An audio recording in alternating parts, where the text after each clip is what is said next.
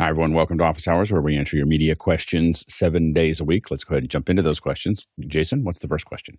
Funsak Dorje in Dharamsala, India writes in, "Hi panelists, we have 3 workshops taking place simultaneously in different buildings in a campus about 200 meters apart. Suggestions for recording them? ATEM Minis at each location? BMD 2110s to the studio?" I'm going to use our favorite answer here on the show. It's called "It Depends."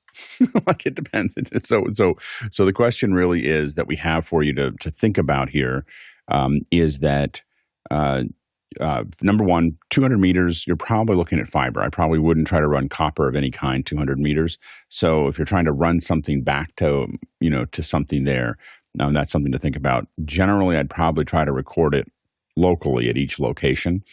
What kind of cameras are you using? If you how many mics, how many speakers, how many all of those other things that I would take into account. If I was using Blackmagic cameras with a Blackmagic switcher, I'd probably try to record. If it was an ISO record, I'd ISO record into the switcher. I'd also capture to the cameras. How long are these sessions? Are the sessions all day? Are they a couple hours? You can get into a situation where like the drives may perform for an hour and a half, may not perform for 2 or 3 hours. And so those are the kind of things you want to kind of think about. So how long is the session? How many cameras are there? How many mics? How are you managing audio? Bringing it back centrally could make sense. You were asking about 2110. This is we've been testing these from Blackmagic right now, and this has 3 SDI in and out, and then it goes into 2110 here. So this is the new, I guess, 3x3 from Blackmagic that's there. And then we also have, we've been testing this switch. So this is the Blackmagic. This is their Ethernet switch, 360p. 360 is for the gigs in the backplane. So you can hook up to 48 signals in and out of this unit, which is kind of slick. At 3G, 48 signals, and it does depend on what kind of signals you're running through it. But that could be a possibility. I probably wouldn't use it for your use, but if you start to build something else out, transporting those could make a big difference through a network. But you have to be careful of every switch. There's you're pushing a lot of data there. So those are some of the things to think about there. But come back with more questions, and we'll relate it to that, and we'll see if we can't get to a more precise answer. Next question. Coming in from the QR code, Nathan Cordiaca in Hamilton asks, "Does anyone know of an AI solution for generating an editable wiring diagram, AV signal pass, that is used in a list of gear that you input? Currently, I do this manually from a master template, but looking for an even faster solution." I don't know of anything that you could do that with AI. I just don't think AI knows enough about the equipment yet to make that actually happen. So I think that you'd have a hard time with it. I think that Here to Record has a great solution to lay things out. So that's probably as close to AI as you could get, because everything's all been predefined for you. So look for John Barker's software. I think that's probably the most straightforward. I tend to use OmniGraffle because I've been using it for, I feel like 20 years. I don't know if it's 20 years, but 15 years at least. So OmniGraffle is the one that I use to build the templates for what I'm doing, because I know it really well. And then, of course, there's AutoCAD, and then there's more complicated ones. And you're probably using one of those. But I don't know of anything that's going to make it easier than what Here to Record offers. Go ahead, Courtney. That's exactly what I was going to suggest. It's called H2R Gear, and you can look it up there. This is kind of what it looks like. You enter the equipment in, and the equipment list that he provides, or you can create, basically as a block diagram with all the inputs on one side and the outputs on another side. And then it knows when you route an input to an output, it keeps those lines connected as you move things around and add things. So it's pretty good at organizing. It gives you packing lists, as it says over here, a builder and a community, I guess, so you can share it with other people as far as the diagram, and they can add to it. So John Barker's done a really great job with for AV specialists, especially for doing that kind of stuff, routing and figuring out how much cabling you're going to need and that kind of stuff. I don't know any AI solutions that automatically plot that stuff for you. Ronnie put the link into our chat here to ourgear.com. So you can throw it in there. And by the way, if you're interested in being part of that chat, of course, you can go into Makana. If you don't know how to get there, go to officehours.global/join, and you can figure out where to. It'll start sending you emails, and there'll be links. You'll see discuss. Click on that, and you'll actually end up in Makana. I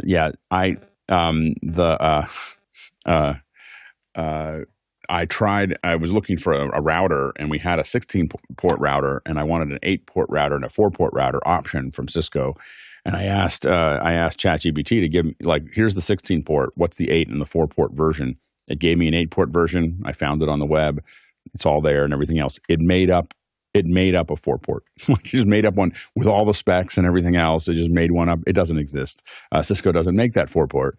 And so that's the problem you get into right now with AI, is that it just seemed like, well, if you have a 16 and an 8, you must have a 4. And this is what it would look like. And it just kept going. So that's probably why I wouldn't have AI try to build my wiring diagram and start putting in devices that I don't own. Next question.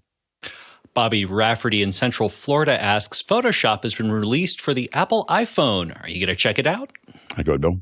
I think a ton of people are going to check it out. Let's face it, Photoshop is the gorilla brand in terms of image processing. Adobe has had that for a long time.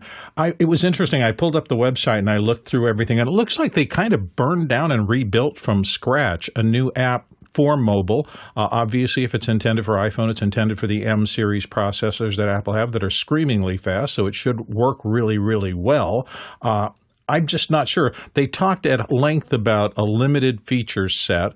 They also talked at length about the free version, which I'm sure they're doing to get even more mind and market share out of this, having certain capabilities, but then you unlock additional capabilities via their subscription model. So for those people, and I'm one of them who's not particularly thrilled about subscription models, I will probably not incorporate this into my list. And for people who are Photoshop ninjas, the question is, how much of the feature set have they managed to port into mobile devices, and how smooth is the experience? Because those top-end users really are fast. They really know their tools. And until they learn how this works, particularly with Apple Pencil, which they mentioned, that may not be the process that they're used to working in Photoshop, or it may be. We're going to have to see. But I think it's a fascinating thing. I think Adobe was really smart to do it. Good, Courtney. Yeah, I don't have an iPhone, so I probably won't be trying it out. But I was wondering if they're going to include, or if Bill read anywhere on the release of this, if they're going to include all the generative fill that is new to Photoshop, that lets you erase things and fill it in with something that looks like the background. If they're going to incorporate a lot of that AI stuff, and if it's going to be, I don't think they'll be able to do it on the phone itself, on the newer phones. But they'll have to go off to the web to do generative fill and those kind of things. I'm looking at the splash page for it. I don't see the word generative fill or anything about AI on any of these marketing materials. That's not to say it doesn't have that, but I'm just saying it's not on their initial look website. Just curious. Yeah, I went to go download it, and it's not there yet. so their press release got ahead of their app release a little bit. I couldn't find it. I couldn't find a link to it or anywhere on the for iOS yet. So we'll hopefully see it probably sometime today. Maybe we'll end up talking about it for Mac Break later today. Next question. Adrian Allback in Brisbane, Australia, from the QR code asks, I have an event that needs coverage from 4 cameras at 720p. Would it be possible to use 4 USB webcams in a Mac Mini M3 with a powered USB hub for input into mimolive? So mostly, yes. I would be very careful about putting a hub and using a hub with it. You really want a good USB hub if you're going to do that. I'd probably go OWC personally for that. I think that the ones that I would be tempted to do with the web cameras would be using Insta360 Link 1s, not 2s. And if you can get them, I think that they're running out. I guess they've decided that the leveling wasn't important to them. So it went from kind of being almost the perfect camera to, So anyway, so I think that those Insta360s could work pretty well. A Mac Mini M3, I'd be tempted to get the M4 Pro or the Mac Mini M3 Pro. because you'll have a little bit more, I think you have more lanes back there. So just think about that. You have a little more processing, but I've definitely done it with my Mac Studio, M1 Mac Studio, which an M3 Mac Mini should probably be as fast or faster to make that work. And I've done it to mimolive. So I've done exactly what you're talking about, not at 720, but there's no reason why you couldn't. So I've used mimolive, had three webcams. So I haven't done 4, but I did 3 very successfully, and was able to cut back and forth. One of the things you want to think about is they'll show up if you're using Link 360s. Their presets will show up on it, but you have to kind of jump between each one. You'll select them, and there's not really any good way to jump between them. So at least that's why a lot of us wanted an API, which we haven't gotten yet. The other ones to look at is the OBSBot, because it does have an API, and the core software on the Mac wasn't very great, so we didn't go very far with those. But it does have an API that you could potentially control it there. So those are some things to think about there. But yeah, you can absolutely do this with mimolive on a Mac with USB cameras. The question really gets down to how big is the event. Like if you're in the back of the room, they're not going to look very good. But if you're talking about people talking to each other, it should be fine. Next question. David Brady in New York, writes in, we've recently invested in a few DM3 consoles, but have yet to build out a Dante infrastructure. Would it be possible to simply use the DM3's USB interface and bring in the discrete channels into a Zoom room? Mickey said, I assume you mean bring the discrete channels from a Zoom room instead. If so, then the answer is no. You can do this through Zoom ISO, though. So the DM, I don't think, I believe that there's a card for it for Dante. But yeah, you should be able to do that. Zoom ISO should be able to see it. I guess if Mickey can correct me, but I think that if it can see 2 channels, it could theoretically grab those 2 channels from the Zoom room. It'd be just the outputs from the Zoom room would go into the 2 channels from the, but DMV has a USB audio interface built in. So anyway, so I think that you could do it directly connected to, but I don't think you get all the channels out of it. I think that would be complicated, what you're trying to do there. So, I think, I don't know if we're answering your question perfectly there, but if we didn't, tomorrow's the audio day. There'll be a bunch of audio folks that use the DM3 more often, and they'll answer your question there. Next question. Coming in from the QR code, Jeremy Horn in the San Francisco Bay Area asks, is there a way in Companion to press a button and swap between 2 feedbacks? Controlling SCM Mixer and want to have one button toggle between input meters and output meters. Thanks. So is there a way to press it? I mean, I'm sure that there's a way to press it in Companion. This is, again, probably a question better asked on Friday. So sorry, I'm a little messy in my throat today. Bring this back on Friday. We have a lot of Companion users on Friday. Next question. Alton Christensen in Amsterdam asks, Michael Cioni schools Hollywood in this masterclass of a presentation, and he includes the YouTube link. Go ahead, Bill. There's never been a time when I saw Michael Cioni speaking somewhere that I didn't want to go and listen to what he had to say, because I think he is one of the leading thinkers in Hollywood. He's very clear-eyed about the industry, where it has been, where it's going. He's held a number of very important positions there. We were lucky enough, I had him as a guest on this show about maybe a year and a quarter ago, and I came away with that, I think, understanding substantially better the future. And I think he's still going down that path. And from what he sees as an insider, I mean, when he was hired by Adobe, when they bought Frame.io and integrated it, he spent a year and a half there. So I think he saw everything from the point of view of a major player in the industry watching the trends come. And when he left and went out and formed Strata, I thought he's going to keep his finger on the pulse of the business. So every time I have a chance to learn something from Michael, I do so. And I've been very smart, I think, in retrospect to have done so. So I'd watch that, pay attention to what he says. He's a smart guy. Next question. Roscoe Jones in Madison, Indiana asks, as Michael Cioni warned, is the movie business in trouble? And he includes the Real 360 link. Yeah, I think this came up yesterday. Michael Cioni Michael Cioni's not the only one talking about the fact that Hollywood probably has some adjustment to do. So Technicolor has closed. Technicolor owned MPC as well as the mill, but also, Technicolor itself has been kind of a big piece of the Hollywood infrastructure for a long time. But it does look like it's shutting down. And so, I think that when things get cold, if you're part of that business, sometimes this is part of the seasons of business. And I think that, Hollywood's going to continue to have challenges in the sense that if you're dealing with the old version of Hollywood, and I think that's one of the things Michael was really talking about at what we just saw there, was that you're really, there's a new market coming very, very fast. And I think that it's very, very hard for people who are well developed and been in the industry for a long time to pivot. It's just hard to pivot. You've got a lot of people, you've got business models. It's hard to make the move to something new. And I think that that's what you're seeing. A lot of Hollywood's going to have trouble because we're kind of moving away from, number one, Hollywood, and production in Hollywood has never been, I don't know never, but hasn't been lower for a long time because a lot of stuff is going somewhere else. It just doesn't make financial sense to do it in California as often as it used to. There's a lot of infrastructure here to make it easy, but there's a lot of other things that make it hard. And so more and more stuff is going overseas, going to other states, going to other things like that. So that's been one piece of this that has been more pronounced since COVID. Obviously, a lot of predictable movies that were supposed to make money aren't making money anymore, and that's causing some issues. And the streamers have decided that movies don't work.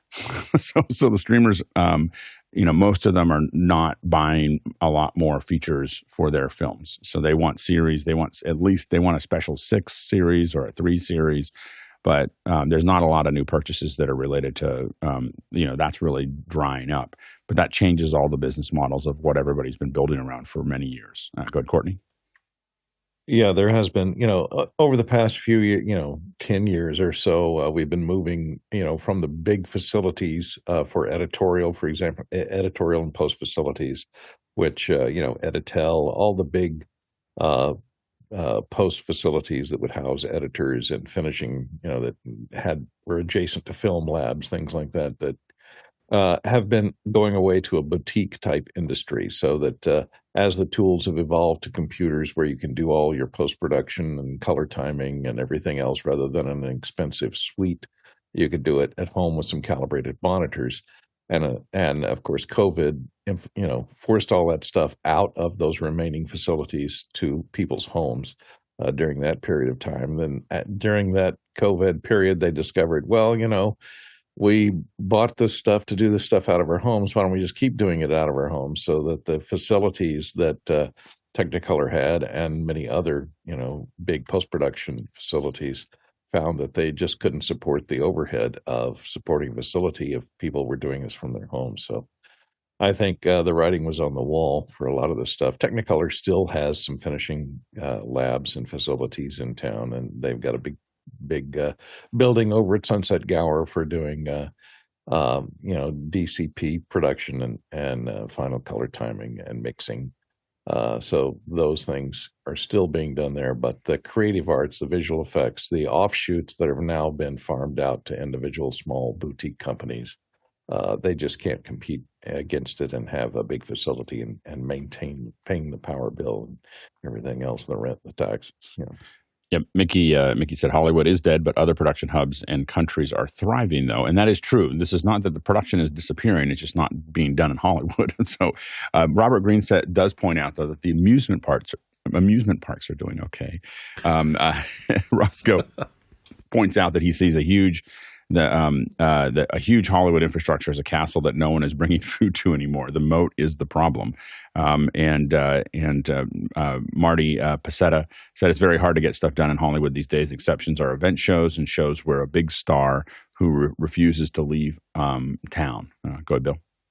So I just think, look back 10 years and how Hollywood, how big production having to be done one way in an infrastructure that had been developed over decades has been just eaten away by all the technology, the software, the hardware, the capability of smaller cameras.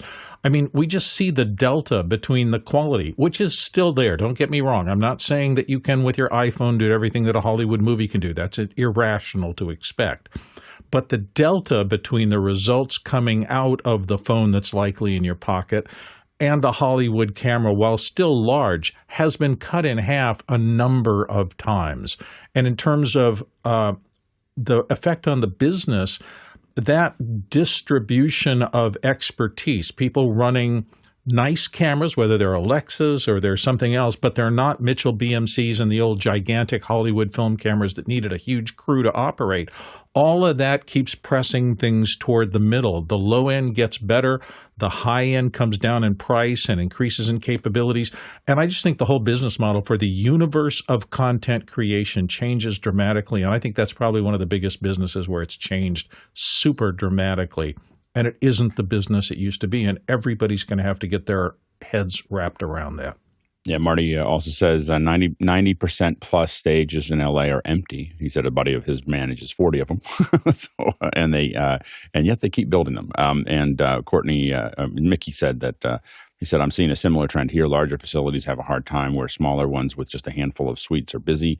The VFX shops with hundreds of workstations are busier than ever, though. So, it really just depends on what, you're not seeing necessarily a slowdown in media because there's all these streamers. It's just that the feature model is changing very quickly. And so I think that we're going to keep on seeing, companies that were in that feature model that weren't able to pivot with what happened. But I still think that the thing that is the big unknown continues to be YouTube, in the sense that that you have all these tools. We keep on showing off these DJIs and the Insta360s on top of our phones, on top of what Michael was showing on his talk. He's putting a PL lens on a phone, with BScript and everything else. And so there's all this stuff that they're doing.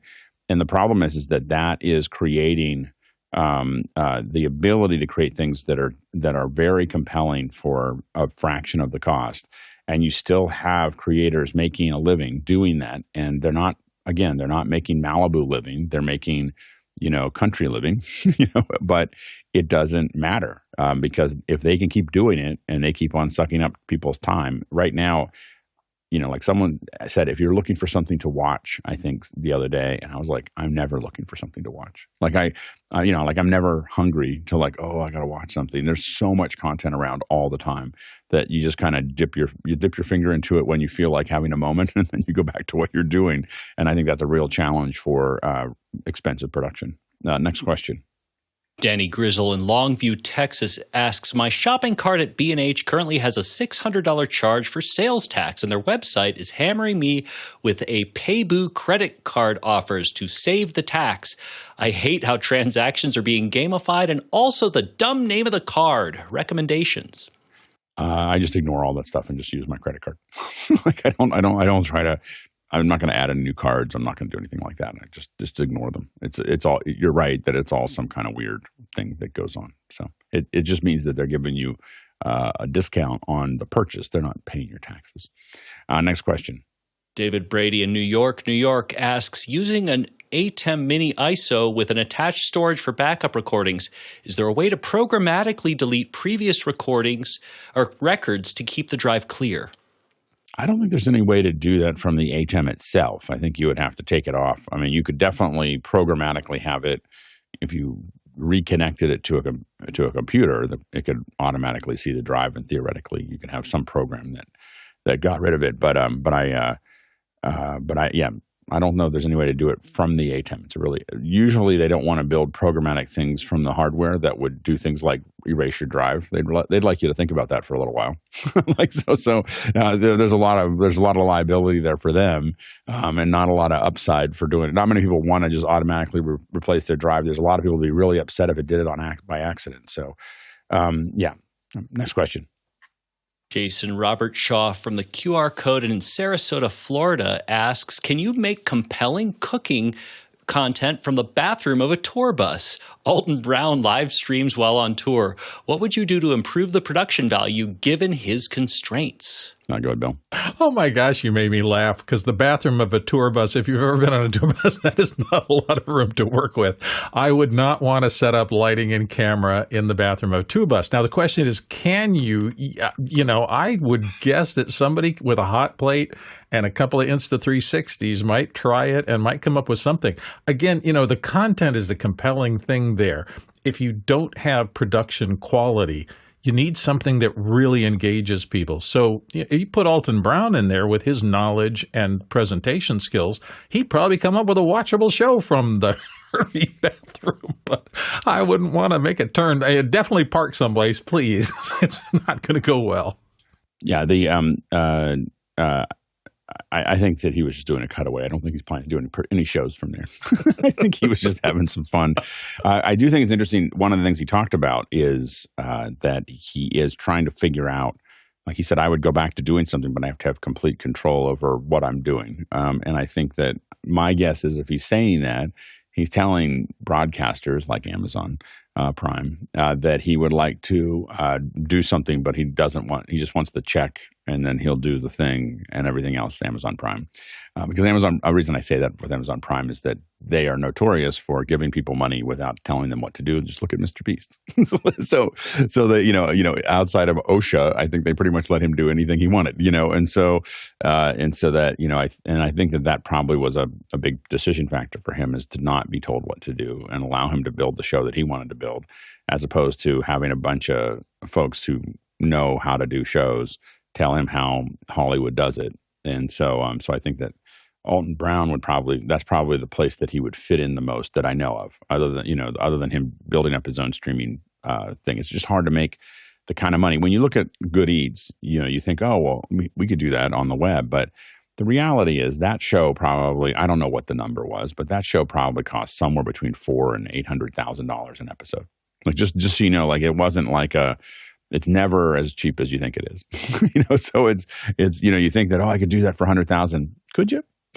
I don't think, when you actually start adding it all up and putting it all together, and you've got a big crew, and then you've got edit and color and all the other things that have to happen, it starts turning into $400,000 to $800,000. Go ahead, Courtney. Yeah, go back and into the archives. You're going to need a bigger bus, and go back to the archives and look up this movie from 1976 called The Big Bus. It contains moderate peril.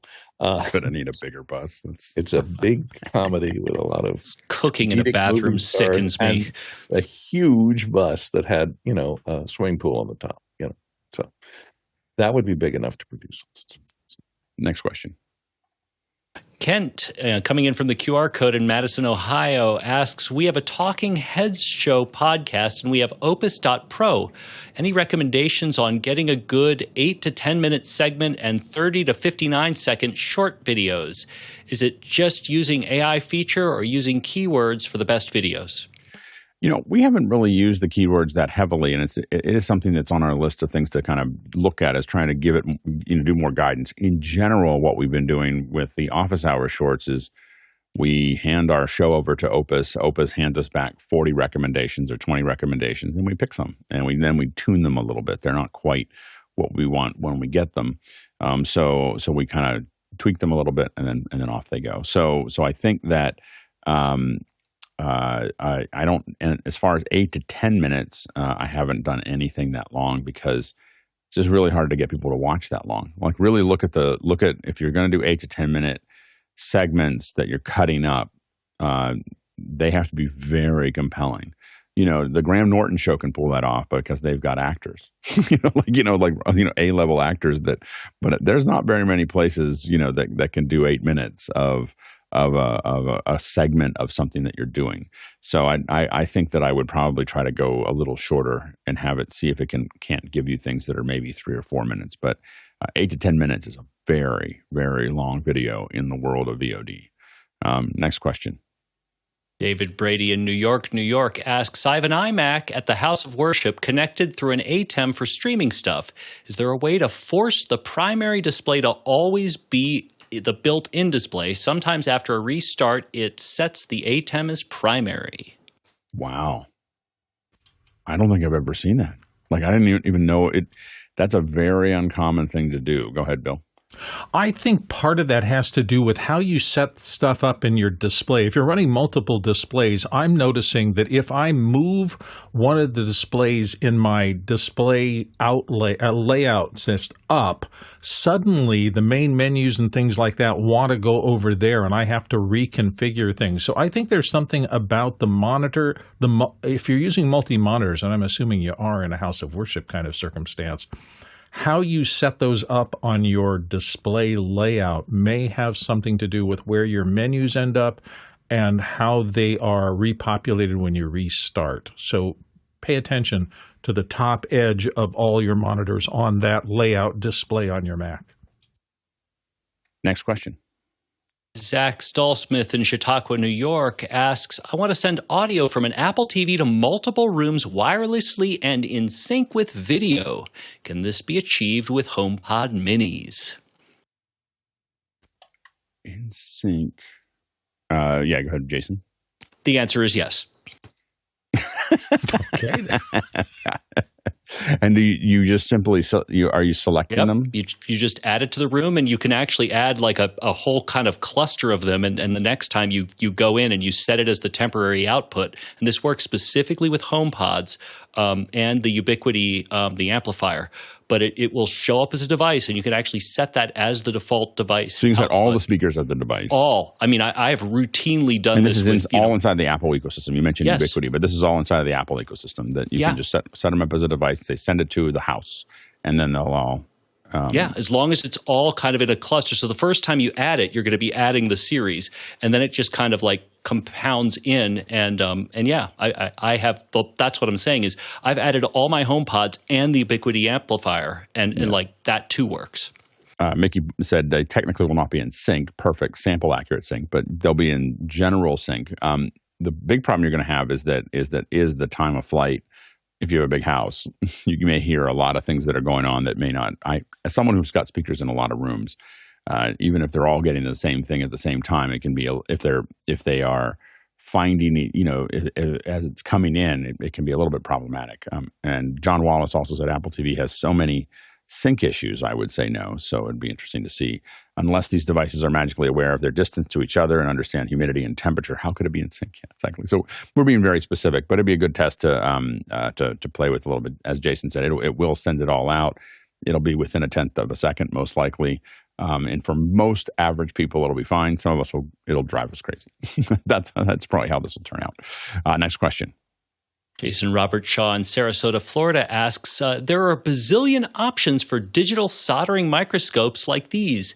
Anyone use these in live event production for showing fine details, product recommendations, and he includes a link to tomlov.com. Go ahead, Courtney. I have one of these Chinese, the reason there's billions of them, they're all made in China, and they just have a small webcam-like webcam with a magnifying lens on it that looks down and a little light that shines down for doing close-ups on circuit boards for soldering. I have one. The HDMI output is not that great, and also the lenses on these cheaper ones that are under 100 or maybe 125 are not very good. They're plastic lenses and they have a lot of chromatic aberration. So if you get a more expensive one with a good glass lens, it could be fine for doing that kind of stuff. And a lot of times there's not really a zoom function. Some of these I see are showing that it's autofocus. You change the length of the tube to change the magnification level, and then it'll autofocus, but you can't necessarily zoom on many of them. They don't have zoom lenses on them, just to change the length of the tube to the lens, which changes its field of view, and then you can autofocus on it. It depends on what you're going to be shooting. If you're going to be shooting something where you need, magnification on a microscopic level, they're pretty good for that. I don't know. I think 10 to 1. I think most of them do. And I haven't, mine was a 1080p. It's not a 4K. So the new ones are 4K. You may have better luck with that. But yeah, it could be perfect if you're trying to demonstrate soldering or hot air repair of circuit boards. It's good for stuff like that. And there are a million channels out there of guys showing exactly how to do this stuff using, magnifiers like these or better. I'm just continually looking at this going, oh man, growing up when I had to do a lot, I was soldering all day for DB25s. Like this would have been quite nice because there was definitely a lot of looking really carefully at a lot of these things. I don't see whether these ones that were linked to it have HDMI out. It'd be really interesting to see. I mean, they show screens. And I think the only thing I'd want to be able to look for is to make sure that there's an HDMI out available to make that possible. But it looks pretty awesome. Looks good for classrooms as well. You know, if it has that HDMI out to show circuit boards are good. Bugs could also be a biology class, so it's kind of cool. Next question. Paul Walhus in Austin, Texas writes in this interview with Woody Harrelson, he seems to wander all over the place and it doesn't make any difference on his SM7B level. What's up with this? There's a difference in proximity effect, as Mickey points out, that he says it's very obvious. Usually compression. So welcome to compression. Now that's pulling it all those things together. Next question. Tony Mobley in Noonan, Georgia asks, is there a recommendation of AI creating shorts from past digital content? AI creating shorts. Opus, I think, right? Yeah, I mean, that's what we're doing with Opus right now is that we just throw the whole thing into Opus, let it process it, and come up with some ideas of what might be good, and then post those. We are looking at how to go through our entire library and try to build some things out of that, but we're not quite there, but we're working on it. So that's definitely our team that's working on shorts is looking at doing a lot more with it. But right now what we do is we have it processed a show a couple days earlier. There's a process, in case you're wondering, of clipping the show, waiting to clip the show, clipping the show, then doing shorts. There's kind of a thing that we're kind of in the middle of. So it takes a couple days after the show before the shorts get made. By the way, if you don't want to log in, you just want to ask questions any time of the day, you can just go to askofficehours.global. Just use this QR code, askofficehours.global. Throw the question in, just your name, your location, just so we have something to say, and your question there. But you can do that any time of the day. You don't have to log into anything, and it'll just pop right up. Next question. Roscoe Jones in Madison, Indiana asks, does it matter that Arri dominates the Oscar nominations, and why is film preferred to digital cameras? And he includes a link. Go ahead, Courtney. Well, it depends on the cinematographer and where you're planning on exhibiting your film. A lot of films these days, if they plan on going to IMAX or something, they might want to go with 65 millimeter film, although our IMAX horizontal format cameras, although they're quite limiting, quite expensive. Processing is expensive. Editing is difficult. Arri, of course, dominating the Academy Awards because, there's only 5 cinematography awards. And one of them is The Brutalist, I think, which was shot on film and VistaVision. There are certain DPs and certain directors who still insist on shooting on film because they like the way it looks. And it has a more filmic look, strangely enough.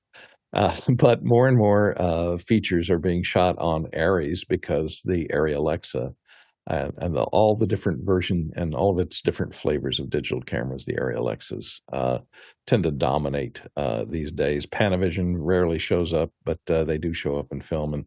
And one of these that they're talking about is this VistaVision camera, which is a horizontal 35 millimeter format that was invented years ago, and they used to use this a lot for background plates in visual effects because it has a much larger image area for 35 millimeter film than standard vertical format 35.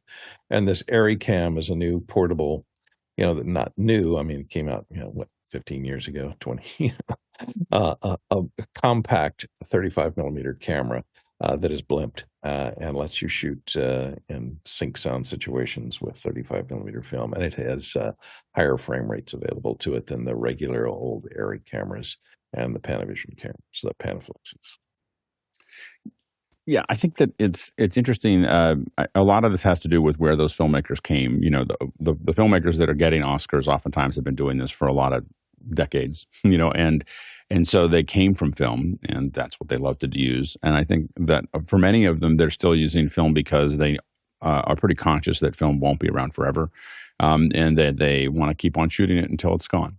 So they want to enjoy that nostalgia that they have about film. But film is, very quickly becoming it's not quite there yet. But as you start to see cameras like the new Blackmagics that are doing, I think the 17K camera, we're not very far away from the resolution of the cameras, dynamic range of the cameras. Everything, is going to be superior to film in the not too distant future. And it's still, people will still use it, but at some point, it's not a matter of nobody wants to use film. It's not enough people want to use film to keep the factory open. So it doesn't have to get to zero. It just has to get to low enough that somebody goes, well, we can't do this anymore. So I think that's kind of, when all that stuff dries up, it'll all go digital. And it doesn't really matter whether digital is better. It has to be reasonably good. I do think that it's hard to tell. Other than things look a little cleaner, in my opinion, when they're shot with digital, it's hard to tell the difference at this point. I mean, I think that it's there. It depends on how you process it at this point. Next question. Paul Wall, who's in Austin, Texas, writes in graphics. The PBS News Hour got a new look recently. Compare it to the look of CBS, MSNBC, NBC, ABC, Fox, and rank from best to worst. Go ahead, Courtney. Well, I don't have examples. We can look at the new PBS News Hour set. What all of the news, the nightly news shows are doing is going to big LED walls, and instead of architectural sets, they're making the LED wall do the heavy lifting there as far as the architecture. So this background, for example, you see back here, it looks like a video screen on a wall, but it's all one giant video wall with this little imaginary virtual video screen in the middle of it. CBS has done a similar thing. I don't have an example of them to show you where they have gone with 3 giant video walls, 4 or 5 video walls. In other words, left side, right side, back, and floor are all LED walls. And so they can make it look, it's just a virtual box, and they can make it look like any studio, and they can click a button and load in a different studio and be ready to go with a completely different set and completely different graphics in the background and make it look like a conventional studio when in reality it's all virtual. It's a virtual stage, and you don't have to worry about tracking or anything else because they're real. They're photographed by the real cameras in front of them. The other thing is the thing I hate, and one of my pet peeves, is the ABC nightly news, which this drives me nuts. This is Disney. They have a lot of money, and the graphics that come up here on the background, sorry about that, the thing over his shoulder there's all kinds of aliasing in that text that appears there, and it has not changed. I don't know. It looks like it's from the 90s at 640 by 480. I would definitely put ABCs at the bottom. Like it's just so bad. Like I don't. It was not great when they did it, and it just is so. Like I'm just like, you guys got to rip that apart and put it back together. I mean, I don't know when it looked modern or on time or whatever. And it's got their treatment of text is very old. The whole look is old. It's just like no one wants to buy a new package. I guess everyone, and you feel like, this is the time. I will say that we may see a bunch of upgrades this year. Trump tends to be really good for broadcast because there's so much drama. So there's a lot of there. It's true. Like I'm not joking. I've talked to a bunch of folks in D.C. and they're like, it's gangbusters when Trump is in office because there's so much news and there's so many hits and everything else. He said they're just, they a lot of them politically aren't as excited about it, but all the finance people are really excited about Trump being in office because they make a lot of money. so they're the pharmaceutical companies are elated because that's. Yeah, we'll see about that. We'll see how that goes. But yeah. So, but as far as the broadcast folks there, so you may see a bunch of upgrades to a lot of these things and people's sets and everything else because they actually are pretty flush. They'll probably be pretty flush at least for the next couple months. We'll see how this goes. Next question. Roscoe Jones in Madison, Indiana says, is this true for all types of media production? Quote, most AI claims to reduce manual work with automation resulting in reduced cost. Some deliver better accuracy and almost all speed up results, says Ken Rubin of Actus Digital. That good, Bill? Yeah, I think there's a lot of truth in that. This reminds me, I was mentioning Michael Cioni earlier when he was on our show here and talked about it. One of the first things that I gleaned from his really interesting talk was the difference between generative AI and utility AI and how they have different kinds of impacts on things. The generative AI, where it's trying to make things like Midjourney, and you put in a prompt and it makes a piece of quote art. That is one level. Utility, where it's taking the tough work that humans have had to do and simplifying it so that you get robots doing mechanical labor and things like that. That is so powerful economically that utility is always going to be, I think, the number one way that AI impacts society. The generative stuff is fascinating, but I'm not as convinced that we're going to get the great next poet out of generative AI poetry or something like that. We may, and I may turn out to be entirely wrong, but right now I still have a little wall between those two sides. And I'm very bullish on utility AI, and I'm exploratory and interested, but I'm not relying on generative AI to solve my creative problems. That's where I am right now. Yeah, I think that for me, AI definitely speeds things up. When you are trying to figure something out or thinking about something, whether it's figuring out how to use something that I'm working with, or I will throw things in and say, I need this to be reformatted and turned into a PDF, or I need this to be done this way, or I need to be done that way. The amount of time that it saves me is dramatic. When I'm trying to figure something out, when I'm brainstorming about ideas, all of those things are a lot faster when I'm using AI for it. Do I have it do a lot of mission critical stuff? No. like I don't have it do things that I really have to depend on or anything that's final work. But when I'm thinking about those things, I do, and it's pretty useful. Yeah, go ahead, Courtney. Yeah, if you want to see where AI is going as far as generative AI, I think the first business to fall to generative AI in the visual world is going to be commercials. If you go find subscribe to this guy, Laszlo Gal, has had access to Veo 2, which is the new Google generative AI. And he has this Porsche commercial, which you can probably find on his site. So if you look up Laszlo Gal, Gaal.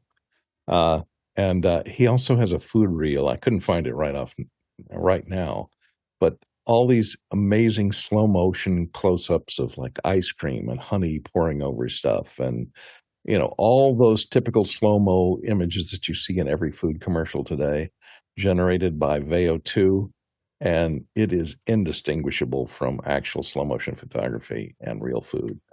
It is amazing. So take a look at that. I think commercials where you only have to deal with 3 or 4 seconds or a second or two for each image, that's going to be commercials. High-end television commercials are going to be the first to move over from actually shooting stuff to generative AI.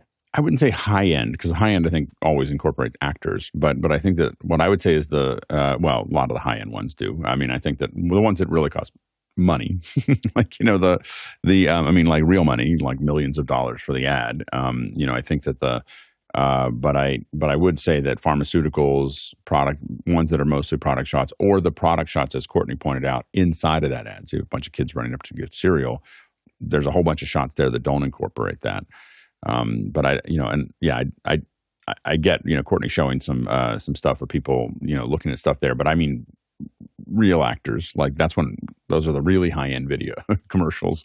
None of the people in this commercial that I'm showing here are real. No, I understand that, but what I'm saying is that I wouldn't consider unknown actors doing stuff that isn't highly directed to be.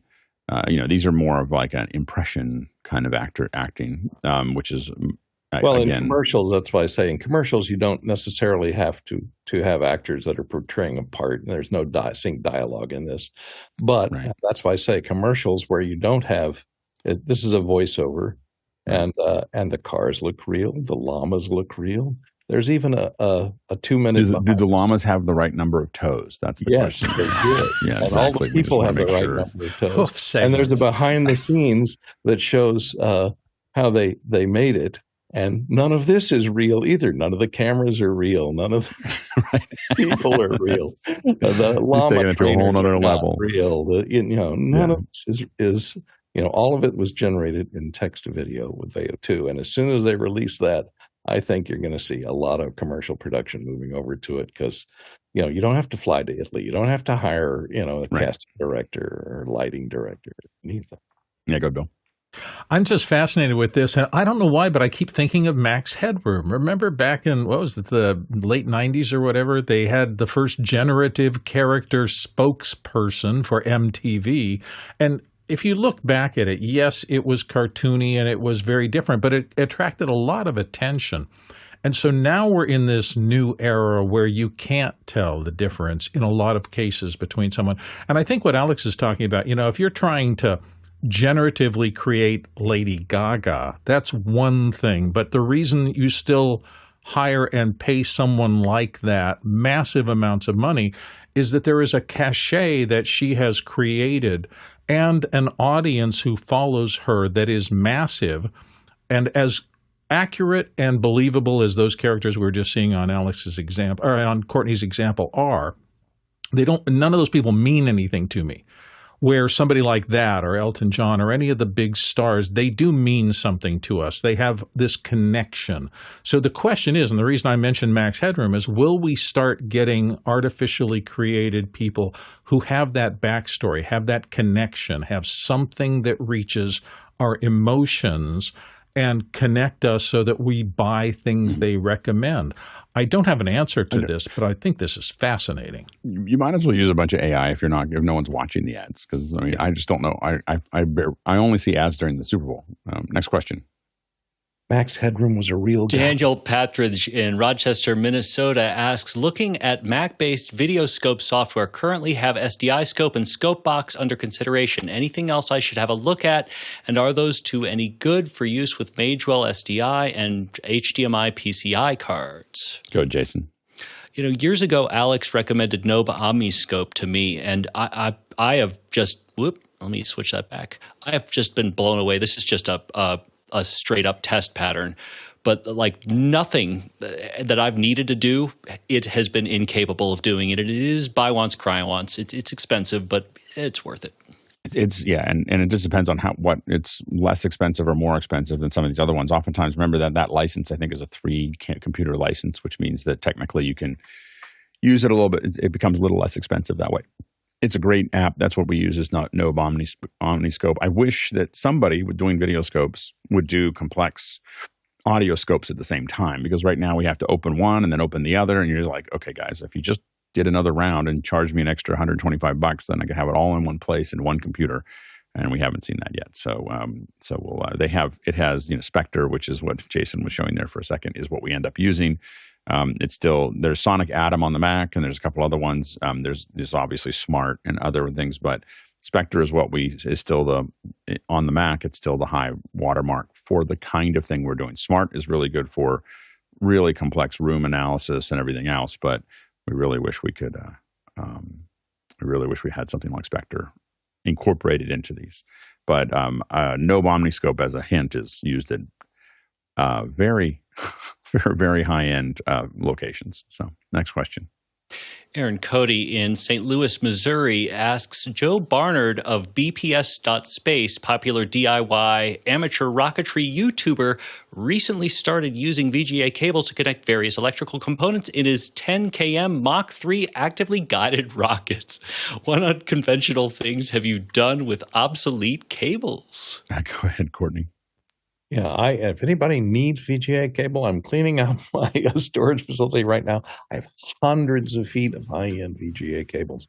What I used to use them for is, because a VGA cable, a good one that has multiple independently shielded cables in it, if I had to do a 50-foot run or a 30-foot run and break out 5 video signals, even digital video signals, 1080p, I wouldn't go high frequency, 1.5 gigabit, it can handle okay, is you plug a 15 pin to BNC breakouts of 5 cables on there. You can run 5 digital cables over a single VGA cable for, short distances, 10, 15 feet, 25 feet through a wall or something. It's easy to run those 5 cables and keep them organized and break them out at either end to their 5 independent BNCs. So I've used them for that kind of stuff, and they still do work.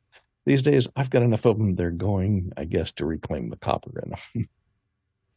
Next question.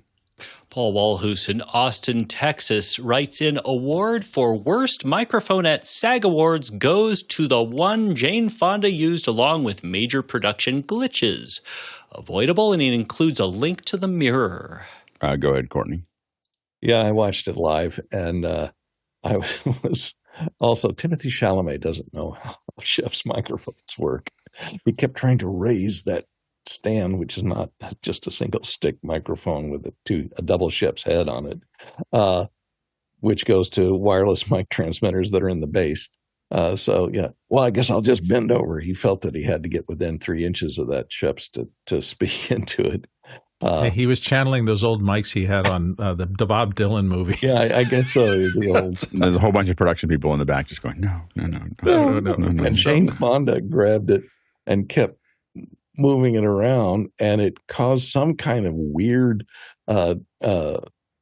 transmission issue with one of the transmitters, I guess. And it started sounding very robotic. And she was playing with it. She was grabbing the mics. Yeah, she was grabbing the mics themselves. But and they quickly, I think, switched to the second microphone transmitter package. But yeah, it's they did have a number of faux pas, including playback starting in the middle of the acceptance speech. Now, did the playback that started in her acceptance speech, did that happen before or after the mic issue? After. Yeah. So here's what happens is when somebody on stage, because when you talk about it being broken, this is a cascading failure. Which is that whatever she did, she grabbed onto the mic, she moved it around, she broke something. Then there's a bunch of people talking in production about, we got to move to this thing, everyone's stressed about it, That's when mistakes happen. And they're not the same mistake. It's not like just the mic. It's like everybody's distracted from what they were doing because something else is broken. And so that's, oftentimes where you have to be very careful of everyone staying in their lane and just doing what they need to do. But it's definitely, it could be someone overhearing it in comms, overhearing something else. There's just suddenly a bunch of chatter. But that's a classic cascading failure, which is that people get distracted by one thing going wrong, and then other things go wrong right behind it. And that's probably what happened there. We don't know that, but that quite possibly could happen there. Last question. Coming in from the QR code, Chester Sweeney in Las Vegas, Nevada asks, thoughts on the James Bond franchise? The last one I saw was Quantum of Solace. No, we actually have another question, but go ahead, Bill. Yeah, I read a big article on this. So for decades, for the whole life, this has been run by the Broccoli family. Cubby Broccoli was the guy who started the James Bond franchise. His widow, Barbara, has been running it. Just recently, that all kind of came apart, and I think Amazon his widow or now, his daughter? I think it's his daughter. It might be his daughter by now. It's been going on for so long. But they essentially sold it off to Amazon, and Amazon now has control over the franchise. So there was a large period of uncertainty while that was coming up. Amazon and was it MGM, something else? There's some new consortium that now owns the property, and they're trying to figure out what to do with it. It's got huge cachet around the world, but who knows how they're going to reinvent it. But I think that's why it's a changing of the guard for the franchise from the old originals to something new. Yeah, I think that, I can understand why Quantum of Solace might have been the last one that you watched, because it was quite possibly the worst James Bond movie made in 20 years, maybe 30. So it's understandable. But that said, I think the last few James Bonds were some of the best, in my opinion. It'll be really interesting to see who they pick. The big push back and forth was, of course, over creative control and whether they're going to create a bunch of branches. They want to do what Disney did to Star Wars, which may not turn out very well for James Bond. So they could. I think she was worried they're going to ruin everything, and so I'm sure that they wrote her a check that was astronomical. Like, here's $1 billion. Shaken, not stirred. My guess is it was somewhere between 500 million and $1 billion that they said, how about we just write you this giant check and you go do the rest of your life? And she was like, you got it. I think I think that's where that went. Next question. Roscoe Jones in Madison, Indiana asks, 2 months to NAB. Any rumors or things you hope to see?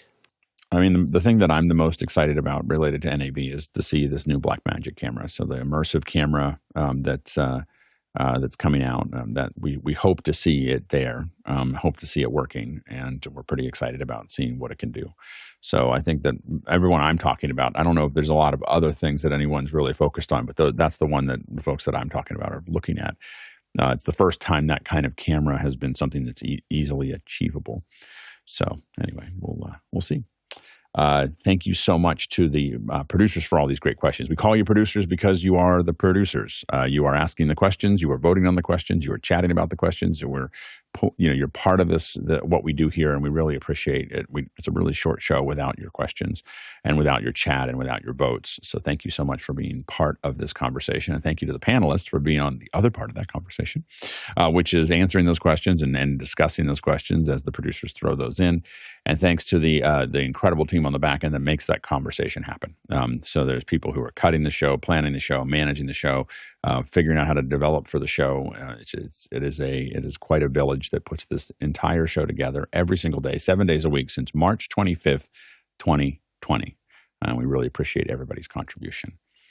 Today, if we had done this in person, the Tlaloc Traversal, we would have traveled 55,000 miles. That's 89,000 kilometers, and that is 438 million bananas for scale. All right, let's go ahead and jump into After Hours. There we go.